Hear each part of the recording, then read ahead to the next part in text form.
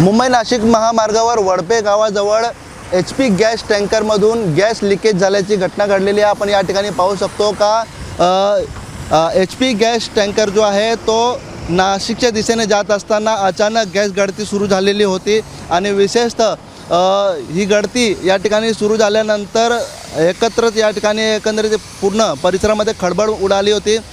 एका स्थानिकांनी माहिती दिली का या गॅस टँकरमधून गॅस गळती सुरू झालेली आहे आणि त्यानंतर या ठिकाणी हा जो गॅस टँकर आहे तो थांबवण्यात आलेला होता आणि तात्काळ अग्निशमन दलाला माहिती देण्यात आली होती। अग्निशमन दलाची 2 गाड्या या ठिकाणी दाखल झालेल्या आहेत आणि या गॅस गळतीवरती नियंत्रण मिळवण्याचं काम सध्या सुरू आहे। आपण पाहू शकतो जी लीगल टीम होती HP कंपनीची ती या ठिकाणी दाखल झालेली आहे आणि आता ही गॅस गळती थांबवण्यासाठी प्रयत्न सुरू आहे। एकंदरीत वाहतूक कोंडी देखील मुंबई नाशिक महामार्गावर काही काळ झाली होती, परंतु बऱ्याच वेळपासून या ठिकाणी आपण बघितलं तर ही जी गळती आहे ती सुरू आहे आणि आता ही गळती कुठंतरी थांबवण्यासाठी या ठिकाणी प्रयत्न सुरू झालेले आहेत, कारण लीगल टीम या ठिकाणी दाखल झालेली आहे आणि एकंदरीत पाण्याचा मारा जो आहे तो सातत्याने या ठिकाणी केला जातो आहे। दुसरीकडे आपण जर पाहिलं तर मुंबईहून नाशिकच्या दिशेने जात असताना ही घटना घडलेली आहे, मात्र आत्ता या ठिकाणी ही गळती थांबवण्यासाठी हा प्रयत्न सुरू करण्यात आलेला आहे। विशेषतः या ठिकाणी मुंबई नाशिक महामार्गावरती ही घटना घडलेली आहे वडपे गावाजवळ